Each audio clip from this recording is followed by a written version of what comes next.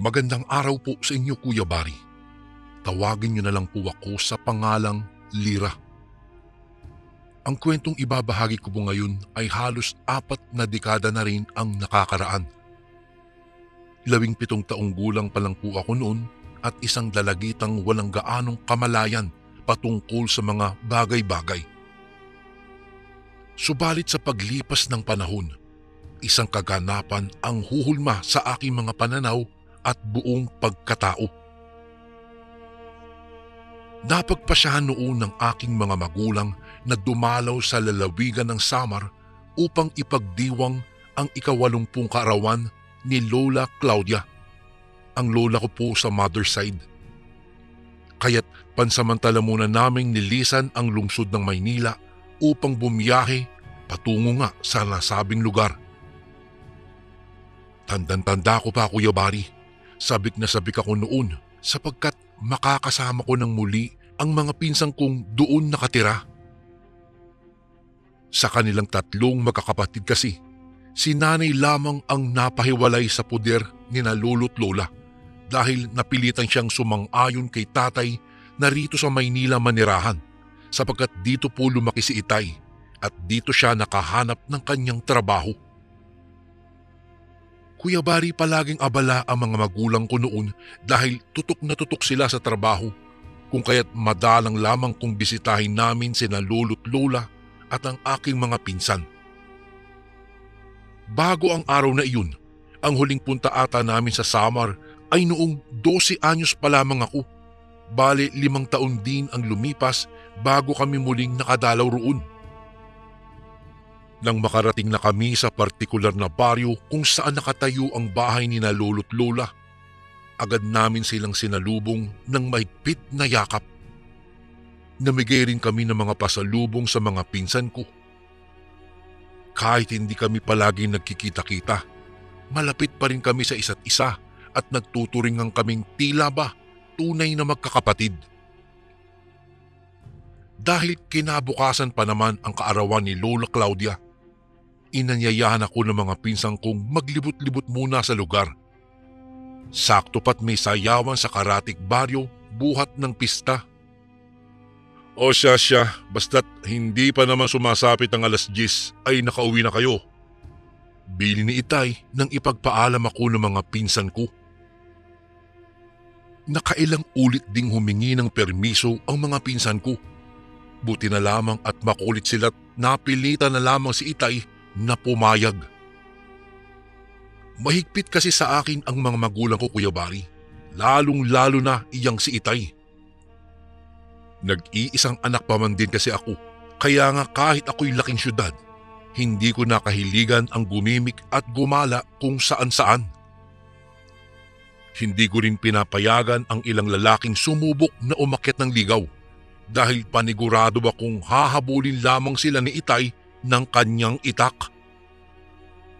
Hindi ako sanay sa mga matao't maingay na lugar kaya't nakabuntot lamang ako sa mga pinsan ko habang pinanunood ko ang ilang grupo ng kabataang sumasayaw sa harapan. Napakalakas ng tugtog. Dumagdag pa ang hiyawan ng mga tao dahil sa mga mananayaw na nagpapasiklaban sa unahan.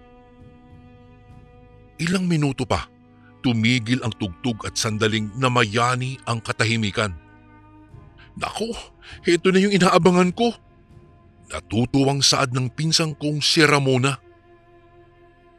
Nangunot lamang ang noo ko sa sinabi niya hanggang sa tumugtog na nga ang Close to You ng The Carpenters. Hindi katulad noong naunang tugtog na animoy makabasag tainga. Nagsimulang pumunta sa harapan ng ilang binata't dalaga at lahat sila'y kasama ang kanika nilang mga kapares. Ang mga lalaki nakahawak sa baywang ng babae at ang mga babae na may nakapatong ang magkabilang palad sa balikat ng lalaki. Magiliw silang nagsasayaw at napagtanto ko na lamang ang sarili kong nakangiti habang pinagmamasdan sila. Kaya pala tuwang-tuwa ang pinsang kong si Ramona sapagkat pagkakataon niya nang makasayaw ang kanyang kasintahan. Pumunta rin sila sa harapan at sumayaw sa himig ng kanta. Sa di kalayuan, isang binata ang nasilayang kong naglalakad na tila papalapit sa aking direksyon. At hindi nga ako nagkamaling ako ang kanyang pakay, Kuya Bari. Inilahad niya ang kanyang kanang kamay at inaya akong makipagsayaw. Nag-aalangan pa nga ako nung una dahil hindi ko pa naranasang makipagsayaw, ngunit kinalaunay pumayag din ako. Nanginginig ang aking mga tuhod habang dahan-dahan kaming naglalakad patungo sa harapan. Dumako ang kanyang mga kamay sa aking baywang at marahan kong hinaplos ang kanyang balikat. Dinig na dinig ko pa nga ang malakas na dagundong ng aking dibdib sa kabila ng malakas na tugtog at ingay ng mga tao. Habang kami ay sumasayaw, nagwika siya ng isang katanungan. Miss, dayo ka lang dito, no? Oo. Ang katunayan, kakauwi ko lang dito sa Samar. Galing ako Maynila. Tugon ko naman dito. Kaya pala. Ano nga bang pangalan mo?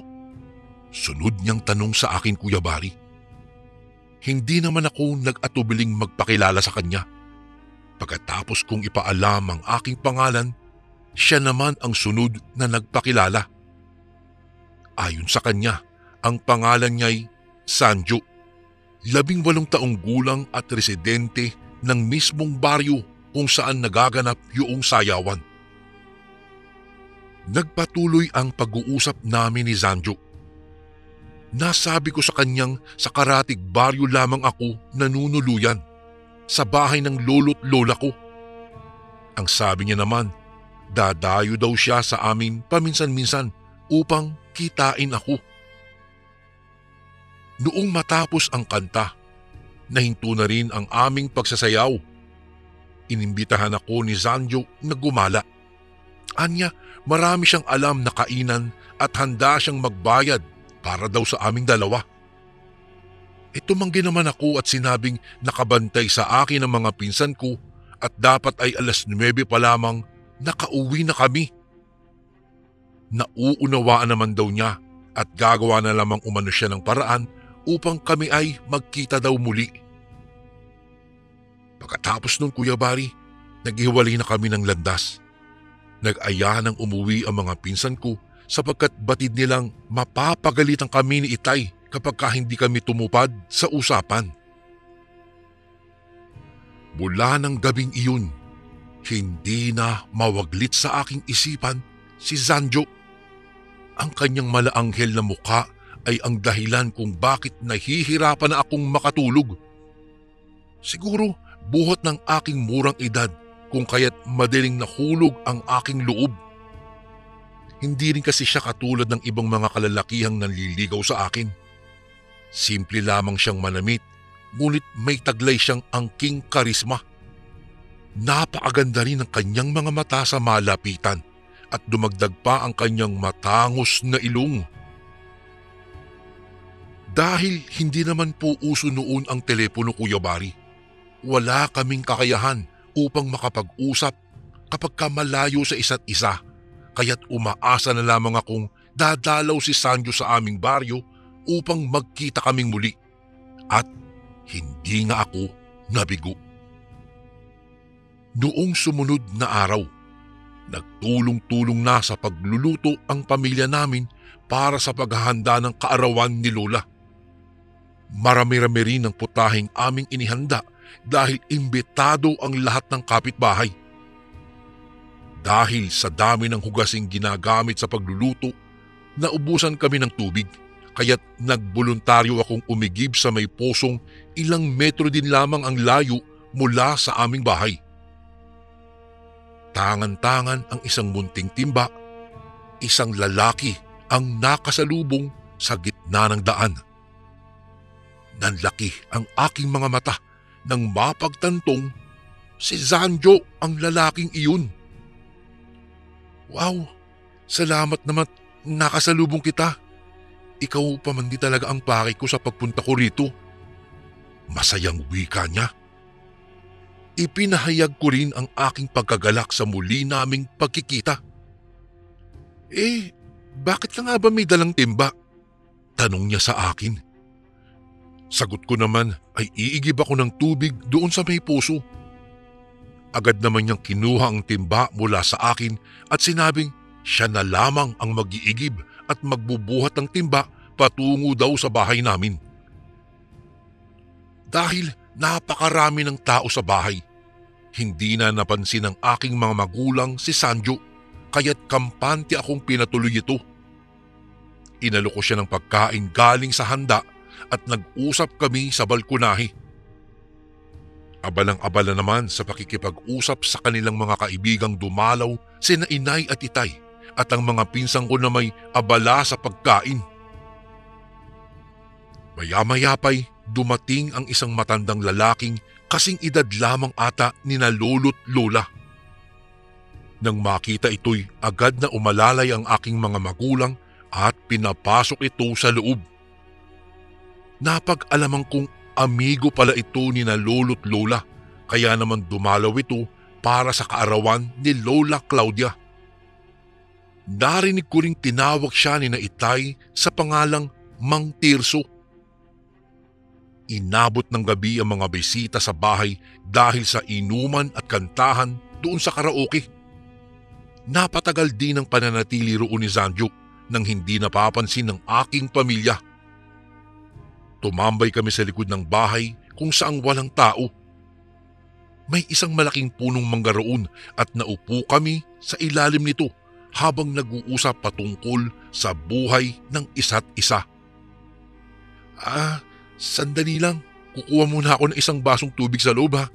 Nauuhaw kasi ako . Bilin ko kay Sanjo sa kalagitnaan ng aming pag-uusap. Tumango naman ito kaya't tumayo na ako upang pumasok sa bahay. Sa aking pagtayo, nahagip ng aking mga mata si Mang Tirso na nakatayo sa isang makulimlim na sulok at animoy nakatuon sa amin ang atensyon. Pero hindi ko na lamang ito pinansin at nagpatuloy ako sa aking paglalakad. Dumiretso ako sa kusina at kinuha ang baso. Ngunit nagulat ako sa biglaang pagsulpot ni Mang Tirso sa aking likuran. Muntikan ko pang mabitawan ang babasaging baso na hawak-hawak ko. Iha, layo-layuan mo ang lalaking iyon. May nararamdaman akong masama sa kanyang presensya. Wika niya sa malalim na boses. Napakunot naman ang aking noo sa litanya niya. Sa isip-isip ko'y wala naman siyang karapatang husgahan ng ganoon si Sanjo. Ang tanging naging tugon ko na lamang sa matanda ay pagyuko ng ulo at akma na sana akong lalabas ng kusina nang muli niya akong binalaan na layuan ko raw si Sanjo. Ngunit hindi ko ito binigyang atensyon dahil nga'y musmus pa lamang noon ang aking kaisipan at likas na may katigasan ng aking ulo dala ng tukso. Nang binalikan ko si Sanjo, napabalikwas ako sa aking nadatnan. Hawak-hawak niya ang isang buhay na manok habang siya'y nangangalit. Hindi maipinta ang ekspresyon sa kanyang mukha. Halata ring mahigpit ang hawak ng mga kamao nito sa katawan ng manok. Bumalik lamang ito sa wisyo nang mapansin ang aking presensya. Agad niyang binitawan ng manok at pilit na ngumiti sa akin. Nagulat ka ba sa nakita mo? Pasensya ka na ha. Sinusuri ko lang itong manok. Mahilig kasi akong mag-alaga nito . Katwiran niya sa akin. Nakahinga naman ako ng maluwag. Akala ko kasi nung unay may balak siyang masama. Nagpatuloy ang pagdalaw sa akin ni Sanjo, ngunit nanatiling palihim ang aming pagkikita. Minsan nga'y tumatakas pa ako sa gabi para lamang makapag-usap kaming dalawa. Dumadaan ako sa bintana at sa kabutihang palad naman, hindi ako nahuhuli ni na tatay at nanay. Inaamin ko ngang nagpadala ako sa kapusukan. Hating gabi noon, wala nang makikitang taong dumaraan sa kalsada maliban sa amin ni Sanjo na magkahawak kamay. Opo Kuya Bari, opisyal na magnobyo't nobya na kami noong mga panahong iyon. Siya po ang kauna-unahan kong nobyo kaya't sinikap naming hindi makarating sa aking mga magulang ang namamagitan sa aming dalawa. Sa pagtahak namin sa daan, dalawang matitikas na mga lalaki ang aming nakasalubong. Sila'y pawang mga lasing base sa paraan ng kanilang pagkilos at sa bote ng alak na tanga nila. Nakasukbit ang kanilang mga braso sa balikat ng isa't isa at tila ba anumang sandali babagsak sila sa lupa. Nakaramdam ako ng kaba nang huminto sila't bumaling sa amin ni Zanjo. "Pere, ganda ng kasama mo ah," wika ng isa sa kanila habang iika-ika. Si Sanjo ang kinakausap niya, ngunit nakaduro ang hintuturo nito sa akin. Hindi namin pinansin ni Sanjo ang dalawa at nagpatuloy kami sa aming paglalakad. Napahigpit ang kapit ko sa braso ni Sanjo, dala ng pangamba. Matitipuno kasi ang kanilang mga katawan at talaga namang nakakaangat ang pisikal na katangian ng mga ito kung ikukumpara ito kay Sanjo. Hindi pa nakontento ang dalawa. Hinigit nila ang braso ko at hinipuan ako sa dibdib. Mula sa pagiging kalmado'y agad na nagpalit ang timpla ng mukha ni Sanjo. Nagngingit-ngit ito sa galit at matapang na inambahan ng suntok ang dalawa, ngunit katulad ng inaasahan, walang naging pantapat ang kanyang kakarampot na lakas sa angking lakas noong dalawang lasing. Sa huli, nagtamo lamang siya ng sugat sa sulok ng kanyang labi habang nakahandusay na sa kalsada. Dahil walang katao-tao sa lugar maliban sa amin, nabigo kaming makahingi ng tulong. Nang magsawa sa panghihipo, nagpasya na ang dalawang lalaking lisanin kami ni Sanjo, ngunit bago nila tahakin ang salungat na daan, ininsulto pa nito ang nobyo ko kasabay ng malakas na tawanan. Labis na awa ang naramdaman ko noon para kay Sanjo Kuya Bari habang tinutulungan ko siya sa kanyang pagtayo. Makukuha rin ng mga iyon ang hinahanap nila, wika niya sa pagalit na tono. Pinunasan niya gamit ang kanyang palad ang mantsa ng dugong nagkalat sa sulok ng kanyang labi at saka inihingi ng paumanhin kung hindi niya nagawang pigilan ang mga iyon mula sa panghihipo sa akin. Pinaalalahanan ko naman siyang wala siyang dapat na ihingi ng tawad at iminungkahi ko na ring ihatid na niya ako pauwi. Nang sumunod na araw, ipinagtaka ko kung bakit mailap sa akin ang isa sa mga pinsang kong si Elias. Mas bata ito sa akin at noong mga panahong iyon ay 12 taong gulang ito. Hanggang sa humingi ito ng pabor sa akin na kung maaari mag-usap kami ng pribado. Pinagbigyan ko naman siya at inanyayahan ako nito sa loob ng silid. "Ate, nakita kita kasi kagabi. Tumakas ka mula sa bintana ng bahay. Tapos sumama ka roon sa lalaking naghihintay sa iyo sa labas." Saad nito sa akin. Pinandilatan ko ito ng mga mata nang marinig ang sinambit niya. Kung ganoon, may nakakaalam na pala ng pinaggagawa ko. Hinawakan ko si Elias sa kanyang magkabilang balikat at ibinunyag sa kanya ang lihim na relasyon namin ni Sanjo.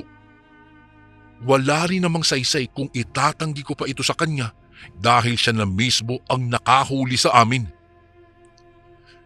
Ate, hindi ka maniniwala sa isisiwalat ko sa iyo tungkol sa tunay na pagkatao ng nobyo mo. Nag-aalangan na tugon ni Elias. Pinagtaasan ko siya ng kilay habang nakakrus ang mga braso sa dibdib. Pati rin ba si Elias ay hinuhusgahan ang pagkatao ni Sanjo?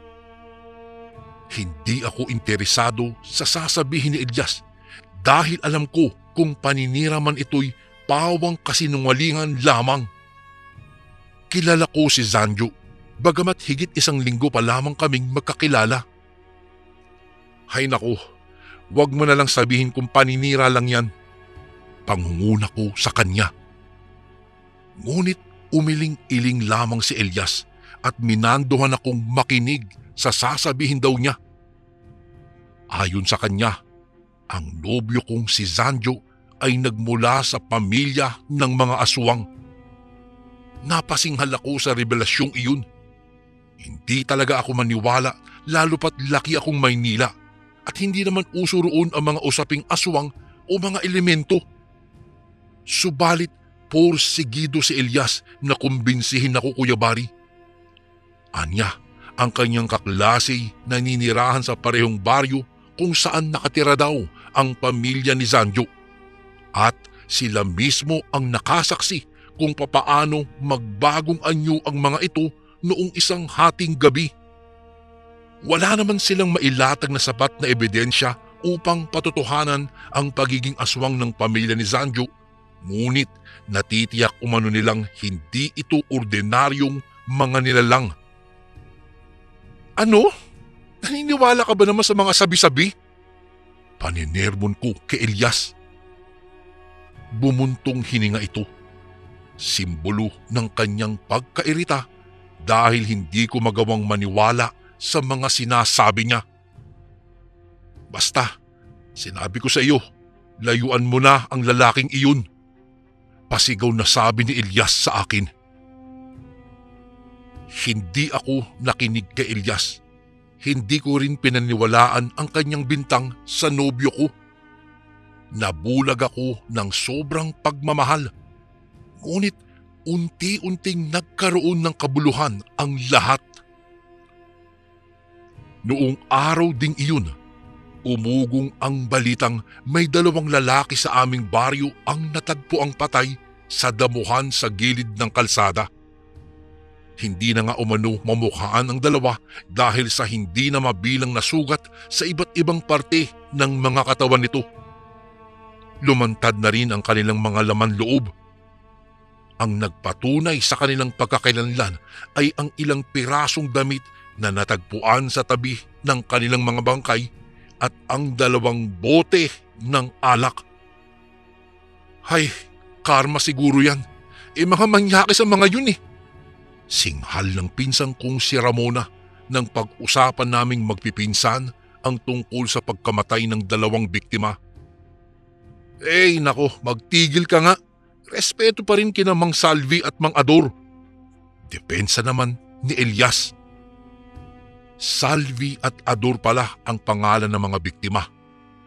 Batay sa kanilang paglalarawan, hindi malayong ang 2 biktimang ito ay ang parehong mga lalaking nakasalubong namin ni Zanjo noong isang gabi. Ang mga lalaking nanghipo sa akin. Ngunit nakapagtataka naman ang kanilang biglaang pagkamatay. Doon nagsimulang mamayani ang misteryo. Saka ko unti-unting napagtantong mayroon ngang mali sa mga kaganapan. Pumunta kami sa burol ng mga biktima upang iparating naman ang aming pakikiramay. Kahit ang totoo'y wala naman talaga akong maramdamang simpatya para sa kanila. Pagdating namin doon, nakita ko roon si Mang Tirso. Hindi ko alam kung ano ang kanyang relasyon sa 2 lalaki, ngunit ipinagkibit balikat ko na lamang ito. Lumapit siya sa akin at nanghingi ng pabor na kung maaari, mag-usap daw kaming 2 ukol sa isang partikular na bagay. Hindi ko naman ito tinanggihan, Kuya Bari. Wala akong relasyon sa mga namatay. Pumunta lang ako rito upang makausap ka. Wika ni Mang Tirso sa mahinang boses. Magalang ko siyang tinanong kung ano ang aming pag-uusapan. Sa kanya isiniwalat ang isang bagay na lalong gumulantang sa aking pagkatao. Anya, nasaksihan niya ang pagpaslang sa 2 at ang salarin sa likod nito'y isang nilalang na may hindi pangkaraniwang itsura. May matatalas daw na mga kuko, matutulis na mga pangil at mabalahibong katawan. Nang matapos nitong paslangin ng 2 lalaki, nagbagong anyo daw ito sa isang ordinaryong tao at hindi umano siya nagkamali sa kung sino ang kanyang nasaksihan. Walang iba, si Zanjo. Si Zanjo ang aswang na kumitil ng buhay ng 2 biktima. Dagdag pa ni Mang Tirso, matagal na niyang minamanmanan daw itong si Zanjo mula ng araw na nakita niya itong kasama ko dahil sa masamang aura na taglay ng presensya nito. Si Mang Tirso pala ay isang dating antingero at may angking kakayahan na tuklasin ang misteryong ikinukubli ng mga pambihirang uri ng nilalang. Mula noon, nabawasan na ang aking tiwala kay Zanjo. Sa huling pagkakataon, pumayag akong magkita kami ulit sa kasagsagan ng hating gabi dahil nais kong kumpirmahin ang kanyang tunay na pagkatao. Habang nilalasap namin ang masarap na simoy ng hangin, nag-ipon ako ng lakas ng loob na itanong sa kanya ang isang katanungang matagal nang gumugulo sa aking isipan. Oo, nagmula ako sa pamilya ng mga aswang. Malamya niyang tugon na para bang inaasahan niyang matutuklasan ko rin ang tungkol dito kinalaunan. Subalit pinapangako kong tapat ang pag-ibig ko sa iyo. Hindi magbabago ang aking pagkatao, ang tunay na nararamdaman ko para sa iyo. Wika niya pa. Ngunit hindi na ako nagpadala sa pagkakataong iyon. Iginiit kong kailangan na naming tapusin ang aming relasyon. Mulit-muli niya akong pinakiusapan, ngunit hindi ako nagpadala sa kanyang pagmamakaawa. Kinalaunan, pumayag din siya sa aking naging pasya. Anya, kung ito raw ang mas makakapagpagaan sa aking kalooban, ay tatanggapin niya. Iyon ang huli naming naging pag-uusap bilang magnobyo't nobya. Nagpasya sina inay at itay na iwanan muna ako sa poder ng lolo't lola ko habang inaasikaso nila ang kanilang negosyo sa Maynila. Napapansin kasi nilang mas maayos umano ang kalagayan ko sa probinsya, pero pagkatapos ng 1 buwan kong pamamalagi roon, susunduin naman daw nila ako kaagad. Lumipas ang ilang linggo. Nagsimulang sumama ang aking pakiramdam. Naging madalas ang aking pagsusuka at ang pananakit ng aking ulo. Akala ko nung unay lagnat lamang ito, ngunit lumala ang pagiging maselan ko sa mga putahing nakahain sa mesa. Napansin din nila lolo't lola at ng mga pinsang ko ang pagiging pihikang ko pagdating sa pagkain. Tandang-tanda ko pa kung papaano diretsahang tinanong ako ng lolo ko noon kung nagdadalang tao ba raw ako habang naroon kami sa loob ng silid. Ngunit kahit ako mismo'y hindi natitiyak ang tunay kong kalagayan. Sa pagkakatanda ko kasi, Kuya Bari, 1 beses lamang naming ginawa iyon ni Zanjo. Hindi ako umimik, kaya't inulit ni Lolo ang tanong. Ang mga pinsang ko na may nakasilip sa may pintuan, bakas ang pag-aalala sa kanilang mga mukha. Bakit hindi mo magawang itanggi ng diretsahan kung hindi ka nagdadalang tao, iha? Ibig sabihin ba nito'y may gumalaw na sa iyo? Muling tanong ni Lolo sa mas lalong pagalit na tono. Hindi ko na napigilan ang pagbuhos ng mga nangingilid na luha sa aking mga mata. Sa nanginginig na boses, ibinunyag ko ang tungkol sa relasyon namin ni Zanjo at isinalaysay ko kung papaano kami nagkakilala hanggang sa kung papaano kami natapos. Ipinabatid ko sa kanila ang tunay na pagkatao ni Zanjo na lalo pang ikinadismayat ikinagulat ng lahat, maliban kay Elias na dati pang alam ang pagiging aswang ng dati kong nobyo. Iminungkahi naman ni Lola Claudia na dalhin daw muna ako sa isang komadrona. Baka anya may pag-asang hindi ako buntis. Ngunit maski ang komadronang sumuri sa aking kalagayan ay pinatotohanan ang aking pagdadalang tao. Nakiusap ako kina lolo't lola na wag munang ipapaalam sa mga magulang ko ang tungkol doon dahil kakoy tiyak na ikagagalit nila ito ng lubos. Mabuti na lamang at napilitan silang sumang-ayon sa akin. Hindi ko rin nasabi noon kay Zanjo ang tungkol sa anak naming dalawa.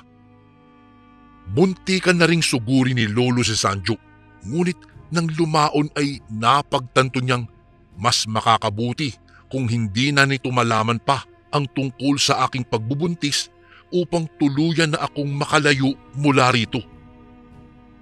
Nanatili ako sa poder ni na lolo't lola habang nasa sinapupunan ko ang anak namin ni Zanjo. Isang gabi, nagulat kami sa malakas na kalampag mula sa aming bubong na yero habang nakahiga ako sa pagitan ni na lolo't lola. Ang sabi ni Lolo, may aswang daw na balak puntiryahin ng sanggol sa aking sinapupunan. Tumayo kaagad si Lolo at kinuha ang kanyang itak na nakasilid sa ilalim ng katre bilang sandata laban sa aswang. Hanggang sa muli naming narinig ang malakas na kalabog sa aming bubungan. Parang dalawang nilalang na naglalaban ito nang biglang lumipat ang ingay sa lupa. Agad naman kaming sumilip na tatlo sa bintana at nasaksihan ng dalawa kong mga mata ang dalawang hindi pangkaraniwang mga nilalang na sinusunggaban ang isa't isa. Ang isa'y lalaking kawangis ng isang lobo at ang isa na mayroong mahabang dila na parang isang tiktik. "Pakiusap, wag ang anak namin ni Lira, inay!" Biglang wika ng lalaki habang patuloy sa pakikipaglaban. Pamilyar sa akin ang boses. Hindi ako nagkakamaling si Zanjo iyon. Hindi tayo nararapat para sa mga ordinaryong nilalang. Hindi na dapat mabuhay ang anak ninyong dalawa. Wika naman ng babaeng tiktik. Kung ganoon, alam na ni Zanjo ang tungkol sa aking pagdadalang tao. Siguro'y malakas ang pang-amoy ng kanyang ina sa mga buntis na katulad ko, kaya naman natuntun nito ang aking kinaroroonan. Dahilan upang mapagtanto ni Zanjo na nagdadalang tao ako. Tumatangis ako habang pinanunood silang makipagbuno sa isa't isa. Nakiusap ako kay Lolo na tulungan si Zanjo, ngunit walang sapat na lakas si Lolo, lalo pat matanda na siya. Ilang sandali pa, nagtagumpay si Zanjo na ibaon ang kanyang matatalas na mga kuko sa dibdib ng kanyang ina na nagresulta sa pagbagsak nito sa lupa. Unti-unti itong nawala ng malay hanggang sa tuluyan na itong hindi maagalaw. Napaluhod sa lupa si Zanjo habang hinahaplos ang mukha ng kanyang ina. "Patawad, inay. Hindi ko po sinasadya," wika niya habang humihikbi. Kumaripas ako ng takbo papalabas ng silid upang lapitan ng lalakit. Hindi na ako napigilan ni na lolo't lola.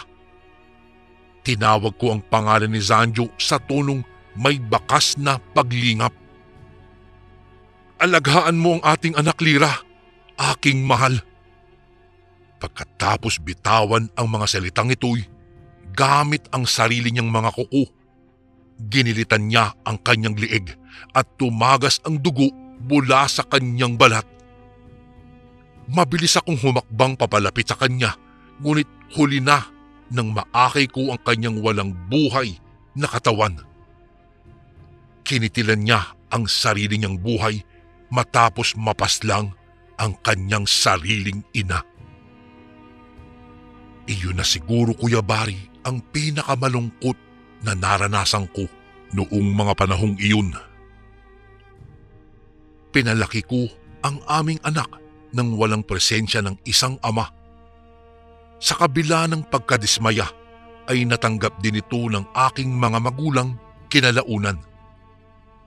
Bagamat lingid sa kaalaman ng aking anak ang tunay na pagkatao ng kanyang hindi nakilalang ama, palagi kong pinapaalala sa kanya na ang pag-ibig ko na para sa kanyang amay isa sa mga bagay na ituturing kong yaman magpahanggang sa walang katapusan. At ito naman po ang ating pangalawang kwento para sa araw na ito.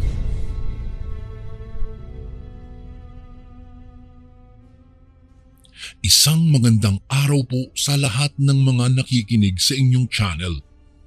At mapagpalang araw din po sa inyo, Kuya Barry. Tawagin niyo na lang po ako sa pangalang Cesar. Nakatira dito sa isang baryo ng Agusan del Sur. Nais ko lang pong ibahagi sa inyo ang isang karanasan noong ako po'y binata pa lamang. Noong mga panahong iyon kasi, Kuya Barry, ay nabarkada ako. At kung saan saang baryo ako nakakarating para lang makipag-inuman. Kasama ang aking mga barkadang sina Teban, Baldo at si Adong. Natutunan ko kasi ang pag-iinom ng alak sa aking amang lasinggero. Paano naman po kasi, Kuya Barry, lagi niya akong kasakasama saan man siya mag-iinom. At tinuturuan niya rin akong maging tanggero ng alak. Kaya naman, noong nag-edad na ako ng 15, ay nag-umpisa na akong makipag-inuman at nabarkada na rin ako. Simula nga noon, Kuya Barry, ay palagi na akong sumasama sa mga barkada kong wala namang ginawa sa buhay kung hindi ang makipag-inuman at dumadayo sa kung saan saang baryo pa. Hanggang sa isang araw, napagpasyahan naming magkakaibigan na pumunta po sa karatig baryong tinatawag ng karamihang Pugad Sitio dahil ito daw ay pinamumugaran ng mga aswang. Teka, hindi ba't ang bali-balita ko'y may aswang daw sa baryong yan? Mamaya puntahan natin tapos pinamumugaran pala ng aswang. Di paano na tayo? Tanong ko sa mga kaibigan ko. Ay sus, ayun si Boy Duwag. Nagpapaniwala ka kasi sa mga sabi-sabi ng mga chismosa dito, tol. Hindi totoong pinamumugaran iyon ng mga aswang. Ang totoo nga, pare, may naging kaibigan ako sa baryong yun. Wika sa akin ni Adong at napapakindat pa. Ha? Talaga ba? Di okay. Akala ko tuloy totoong may aswang nga doon. Ngiting tugon ko kay Adong. O ano, papano? Di punta tayo doon? Tanong ulit ni Adong sa amin. Sige, basta walang aswang ha. Sige, walang problema. Sagot ko pa ang Jin at ako pa ang tanggero. Pagyayabang ko sa mga kaibigan ko. Nagkatawanan namang kaming lahat dahil sa muli na namang nagkaisa kung saang baryo kami mag-iinuman.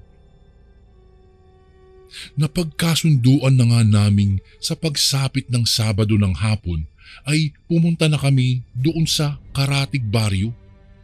Saktong-sakto kasi iyon. Sahod ng mga kaibigan naming si Teban. At isa pa, may kakaunti pa naman akong pera. Kaya may pambili pa naman kami ng gin. At kay Teban naman ang pulutan. Sa paglipas ng mga araw, ay naging abala ako sa ginagawa ko. At noong sumapit na nga ang araw ng Sabado, maaga pa lang ay nagluto na ako ng hapunan ng aking mga kapatid. At ako naman ay nagbihis na. Akmang paalis na sana ako, Kuya Barry, ay dinatnan ako ng aking lasing na ama. As usual, lasing ulit ito noong umuwi ito. Kaya nagdabog na naman at tinanong ako kung saan ako pupunta. Saan ka ba pupunta? Base na base ka. Tay, dyan lang ho. Maiksing tugon ko. Anong dyan? Saan dyan? Anong pinagsasabi mo dyan? Pabalang nasambit ng aking ama. Nagkayayaan lang po ang barkada. Mag-iinom lang po kami doon sa Karatig Baryo po. Anya ko sa kanya. Nang marinig niya ang sinabi ko, ay nagulat na lang ako nang bigla itong nagtaas ng boses at nagwikang, Ano? Saan ka mo? Doon sa baryong yun? Di ka pwedeng pumunta doon sa baryong yun. Di mo ba alam na yung mga bali-balitang may aswang sa baryong yun? Halos mabingi ako sa sigaw ng aking ama at animoy hindi ito nalasing noong magsalita siya. Paulit-ulit na sinasabi nitong huwag akong pumunta sa baryong iyon.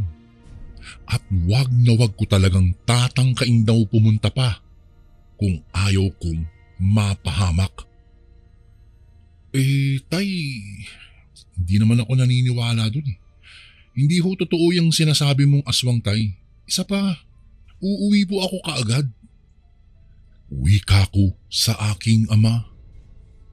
Nagwika naman ng aking inang pakinggan ko na lang ang payo ng aking ama at wag na lang ako pumunta roon. Pati ba naman kayo, nay, nagpapaniwala doon sa mga sinasabi ni tatay? Hindi ho totoo yun.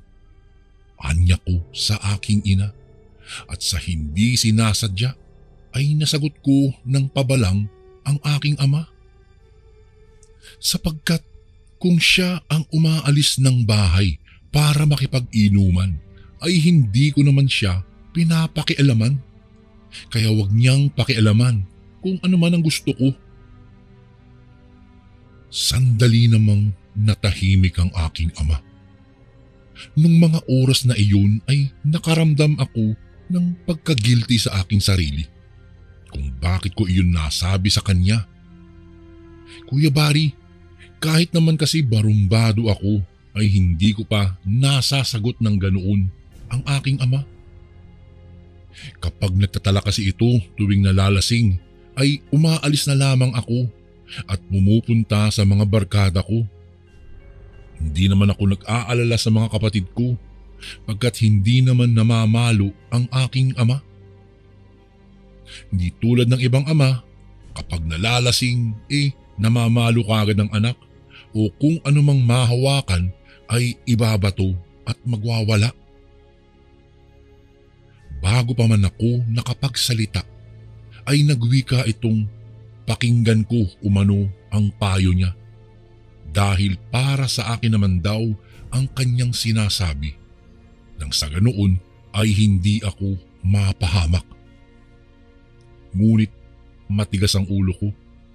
Nagbingi-bingihan na lamang ako at sinabihan ang mga kapatid kong magsikain na lamang sila mamaya dahil paalis na ako at sila na ang bahala sa lasenggong ama namin. Makalipas nga ang ilang sandali ay nagkita-kita na kaming magkakaibigan. At noong makumpleto na kami ay agara na kaming naglakad papunta sa Karatig Baryo. Bit-bit ang gin at pulutan ay nagmadali na kaming maglakad para naman bago sumapit ang hapon ay makarating na kami doon. Lumipas ang mahigit 2 oras, Kuya Barry, ay nakarating na rin kami sa bahay ng sinasabing kaibigan ni Adong. Itago na lang po natin siya sa pangalang Carlito. Masaya namang kaming binati nito at doon nga'y nalaman naming may kaunting handaan pala ang mga ito sapagkat kaarawan umano ng ina ng kaibigan ni Adong. Nagsimula na kaming mag-inuman, Kuya Barry, at ako ang naging tanggero. Habang nagkwekwentuhan na kami ay hindi ko maiwasang tumingin sa loob ng kanilang bahay dahil sa para talagang may kung sino ang nagmamasid sa amin. Hindi ko alam Kuya Bari pero kakaiba po ang aking nararamdaman nung mga oras na iyon. Napansin ko ring hindi mapalagay itong si Carlito at panay ang sulyap sa akin at titingin din sa gawi kung saan ako nakatingin. Uy tol, ano ba? Anong petsa na no? Tagayan mo na ito ng alak ko. Inaamag na yung baso eh. Pabirong wika sa akin ni Teban. Kaagad ko namang tinagayan iyon at ipinasa kay Carlito. Pinipilit kong wag na lang pansinin ang kakaibang nararamdaman ko sa loob ng bahay nila at sa pagiging tanggero na lang ang itinuon ko. Ngunit habang tumatagal at dumidilim na ay paiba na ng paiba ang aking nararamdaman. Nakakarinig na rin ako ng kakaibang huni ng ibon na sa tingin ko huni iyon ng wakwak. Subalit mahina lang iyon na animoy bumubulong lamang. At dahil doon, ako po'y kinabahan dahil naalala ko ang bilin sa akin ni tatay. Bago ko po ipagpatuloy ang kwentong ito ay may request sana ako sa iyo kasundo. Isang pindot lang ito kasundo sa subscribe button namin. Malaking tulong po ito sa amin kasundo upang mapagpatuloy pa namin ang mas marami pang magagandang kwento. Salamat sa pag-subscribe mo bagong kasundo.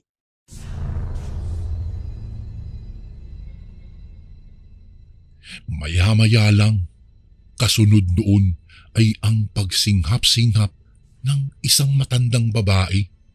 Isang babaeng nakatingin sa amin mula sa kanilang kusina. Para iyong pusang may nakain ng kung ano at nasusuka. Hindi ko maiwasang mapatayo kaagad dahil sa nakakakilabot ang itsura talaga noong matanda.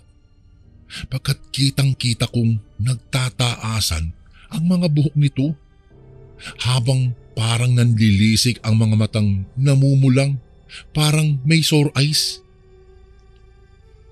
Noong napatayo na ako, kaagad naman akong hinawakan ni Carlito. Hinawakan niya ako sa balikat at nung tumingin ako sa kanya ay umiling-iling ito na tila ba nagsasabing huwag akong tumayo. Kung kaya napatingin muli ako sa matanda at sa pagkakataong iyon ay napansin kong may tali pala iyon sa paa. Gulat na gulat ako sa aking nakita.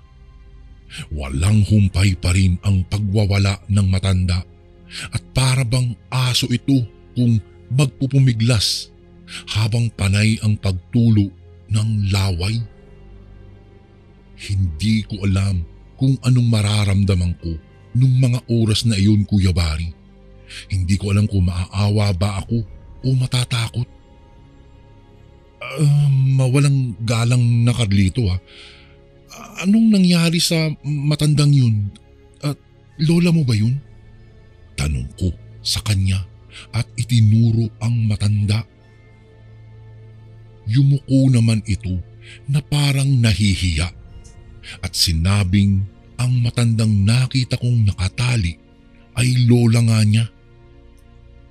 Kaya daw ito nakatali dahil isang araw ay naabutan umano nila itong may nilalantakang buhay na manok at walang sawang hinihigop ang dugo nito. At noong dalhin daw ito sa doktor ay walang nakitang sakit. Marahil ay gutom lang umano ang matanda kaya nilantakan nito ang manok na buhay. Ngunit katagalay nakita na naman nilang nilalantakan naman ang isang pusa. Kung kaya nagdesisyon silang itali na ito para hindi makapaminsala. At dagdag pa ni Carlito, bukas raw ay may manggagamot ng darating para gamutin ang lola niya. Dahil hindi na raw ito mapigilan pa sa ginagawa at para bang hayok na kumain ng buhay na hayop.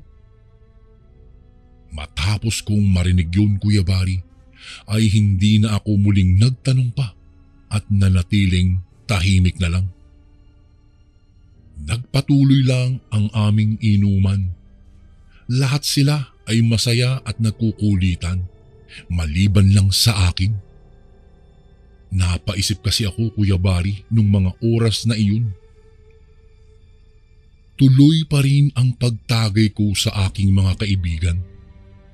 Inalis ko na rin sa aking paningin ang matanda at ako'y nakipagkwentuhan na lang sa aking mga kaibigan. Maya-maya ay nakaramdam ako ng pagkaihi. Kung kaya nagtanong ako kay Carlito kung saan ang kanilang palikuran.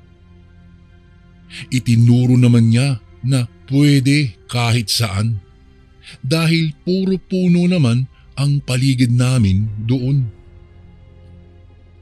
Sa aking pag-ihi, Kuya Bari, hindi ko maiwasang hindi masulyapan ang kanyang lola. Nakita ko itong kinakagat niya ang mga tali sa paa at parang sobrang agresibo ang lola niya noong mga oras na iyon. Parang kayang-kaya niya ang taling nakagapo sa kanya. Ngunit hindi ko na lang ito tinuunan pa ng pansin dahil medyo lasing na rin ako nung mga oras na iyon. Sa paglipas ng oras ay natapos na ang aming inuman. Ewan ko ba, Kuya Bari, noong nagpaalam na kami kay Carlito ay napansin naming nagkakahulan ang mga aso. At hindi lang yung mga aso nila kundi nakakarinig din kami ng mga pag-alulong at kahol mula sa malayong lugar. Medyo nakaramdam talaga ako ng kilabot ng mga oras na iyon. Kung kaya sinabi ko kay Carlito na dadalhin ko ang bote ng gin pagkat iyon ang ipanghahampas ko sakaling may asong manghaharang sa amin sa daan. Natawa naman sa akin si Carlito at sinabi niyang sige lang, dalhin ko daw lahat ng bote. At hindi nga nagtagal, Kuya Bari, ay nagpaalam na kami pati sa mga magulang ni Carlito. Habang kami ay papalabas, ay napasulya pa ako sa lola ni Carlito. Wala naman itong ginagawang iba kung hindi ang pagkagat talaga doon sa tali ng nasa paa niya. Habang naglalakad na kami pauwi at naroroon na kami sa isang malawak na talahibang bakanteng lote, bigla na lang kaming napahinto lahat noong makaramdam ng kakaibang ingay sa gilid ng daanan. Bukod sa mga umaalulong na aso, ay may parang kung anong presensya ang aking nararamdaman. Napatanong pa ako sa mga kaibigan ko kung ano iyong naririnig naming parang kaluskos.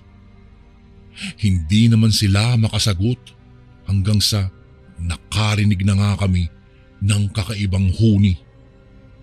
Kaya napatingin kami sa bahagi kung saan ito nanggagaling. Naalala ko ulit ang aking tatay. Biglang parang nawala ang aking tama, Kuya Bari, dahil ito'y napalitan ng takot. Ganoon na lamang ang kabat-kilabot na nararamdaman namin nang sa walang ano-ano, bigla akong may nasipatan na isang hugis ng tao. Dahil sa liwanag ng buwan ay kitang-kita ko na hugis babae ito. Buhaghag ang kanyang buhok. Maya-maya'y ito'y lumakad patungo sa amin. At noong titigang ko iyon, ay nasipat ko na ang matandang babaeng iyon ay ang lola ni Carlito. Nanlilisik ang mga mata nitong nakatitig sa amin at animoy parang pusang handang sumunggab anumang oras. Nakakarinig pa rin kami ng sunod-sunod na pagsinghap nito, kaya napaatras kaming lahat.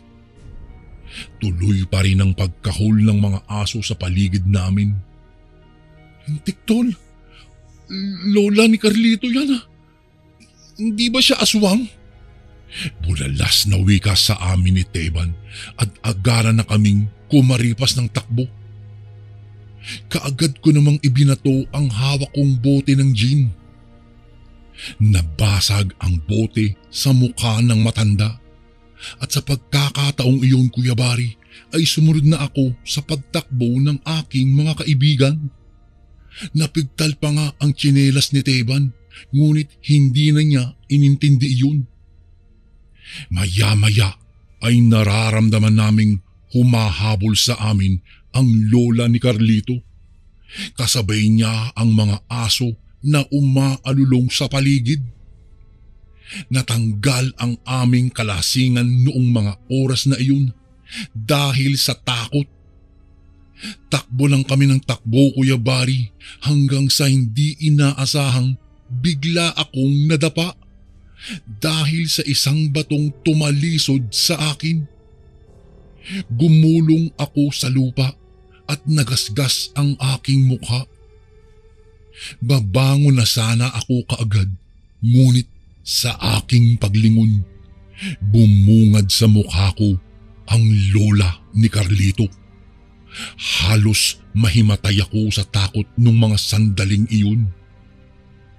Bigla akong sinakmal ng lola ni Carlito, ngunit mabilis akong nakailag. Sinubukan kong magpumiglas, ngunit sadyang napakalakas ng nilalang. Akmang kakagatin ulit ako, ay may biglang pumukol ng isang malaking kahoy sa ulo niya. Kung kaya tuluyan akong nakawala at nakatayo. Bumungad sa akin si Carlito. Siya pala ang pumalo sa kanyang lola. Nawalan ng malay ang aswang na lola ni Carlito, kung kaya nagkaroon sila ng pagkakataong itali muli ito. Maya-maya ay nagbalikan na ang mga kaibigan ko at humingi ng tawad naman si Carlito sa aming lahat. Ayon sa kanya, ay nakawala daw ang kanyang lola mula sa kanyang pagkakatali. Kung kaya't noong pag-alis namin ay mabilis niya kaming sinundan. Muli kaming nagpaalam kay Carlito at pinasamahan pa nga niya kami sa mga pinsan niya hanggang sa makarating kami sa baryo namin. Pagka-uwi ko ay hinang-hina po ako, Kuya Bari, at bumungad sa aming pintuan ang ama ko. Nakayuko lang akong lumapit sa kanya at bigla na lang akong napayakap dito. Nagulat naman ang aking ama sa aking ginawa. Ngunit hindi na siya nagtanong pa. Bagkus ay niyaya na lang akong pumasok nito at ginamot niya ang mga sugat ko sa mukha. Doon ko palang ikinuwento sa kanya ang lahat-lahat ng masamang nangyari sa aming magkakaibigan. Ngumiti lang ito sa akin at hinimas lang ako sa likod. Magmula po noon, Kuya Bari, ay napansin kong hindi na nakikipag-inom ang aking ama. Marahil ay naisip niyang sa kanya ko nakuha ang pagiging lasinggo, kung kaya't minabuti na niyang tigilan ang kanyang pag-iinom. Natuwa naman ako sa nangyari At maski ako, Kuya Bari, tumigil na rin ako sa aking pag-iinom. Hanggang ngayon ay hindi ko po makakalimutan na muntik na po kaming mapahamak dahil lang sa katigasan ng ulo ko. Isang pangyayaring nagpabago sa buhay namin. Isang kapahamakan na muntik nang mangyari dahil lang sa isang bote ng gin. Hanggang dito na lang po ang aking kwento, Kuya Bari. Muli, maraming salamat po. Lubos na gumagalang, Cesar. At ito naman po ang ating pangatlong kwento. Magandang araw po sa inyo, Kuya Bari. Nais ko lang pong ibahagi itong maiksing kwentong ito. Itago niyo na lang po ako sa pangalang Juliet. Edad 34 at kasalukuyan pong naninirahan dito sa isang baryo sa Samar. Marami ang humahanga sa taglay na talentong mayroon si Sabrina. Mahilig siyang magpinta at sa totoo lang ay magaling siya. Kung ako ang inyong tatanungin, masasabi kong sobrang magaganda ang obra niya. Sa pagkakaalam ko po, bata pa lang ay forte na niya ang pagpinta ng mga nilalang na likha sa dilim.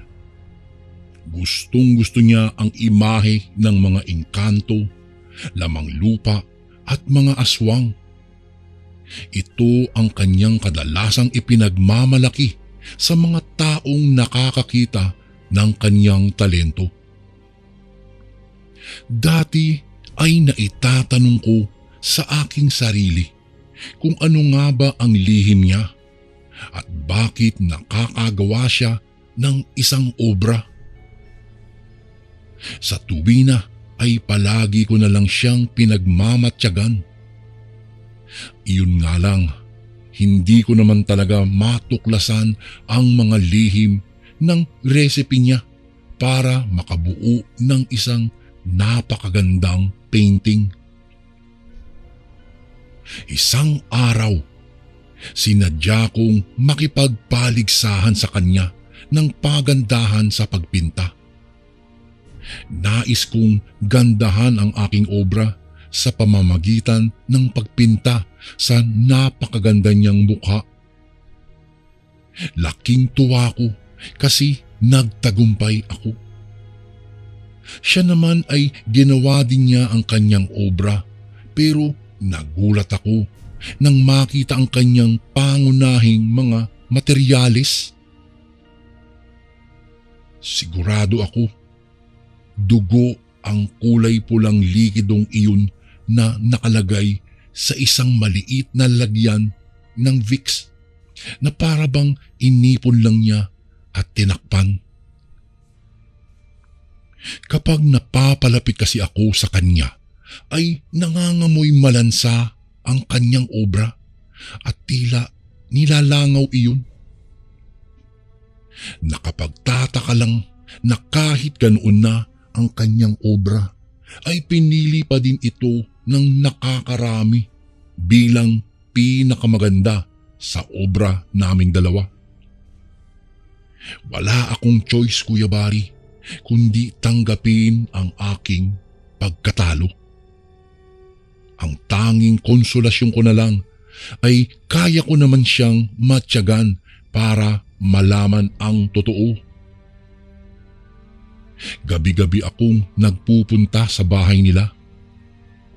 Napag-alaman kong nakabukod na pala siya ng tirahan sa kanyang mga magulang. Wala siyang kasama sa kanyang bahay.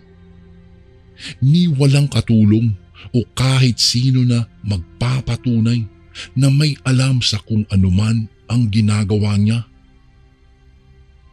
Maliit na lugar lamang ang Samar. Ngunit hindi ako nakakatiyak na kaya ng pagtakpan ng bawat barangay na mayroon ito para lang huwag matuklasan ang lihim ni Sabrina. Natitiyak kong lalabas siya ngayong gabi. Hindi ko nga lang alam kung saan ba siya pwedeng magpunta. Bandang 8:00 ng gabi ay nakita ko siyang lumabas sa bahay niya. Bihis na bihis si Sabrina. Kumikislap ang suot niyang alahas. Ang kanyang damit naman ay magara at kulay itim ito. Saan kaya siya pupunta? Noong bagtasin na niya ang tahimik na kalsada ay walang ingay ko siyang sinundan. Malakas ang kutob kong may gagawin siyang hindi maganda at may kinalaman iyon sa lihim niya. May kalayuan na ang nalalakad namin nang biglang huminto siya sa isang bar. Pumasok siya doon, kaya ako naman ay binati na din ang gwardiya at palagi din naman akong nagpupunta doon.